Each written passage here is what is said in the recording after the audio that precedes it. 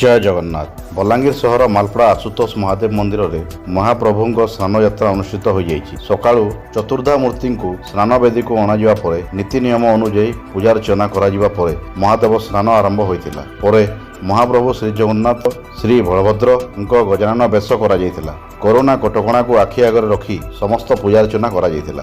चलित वर्ष मालपड़ा शिव मंदिर रथ कमिटीर सभापति चिंटू करन संपादक अमरजित बेहेरा संयोजन स्नान पूर्णिमा अनुष्ठित होइतिबा बेले एथिरे कर्ता भाव नूतन मिश्र पूजा कार्य तुलाइथिले। कमिटीर चित्तरंजन साहू, अमेय थापा, आकाश शर्मा, विदु साहू, शुभम पंडा समस्त कार्य तुलाइथिले। जय जगन्नाथ।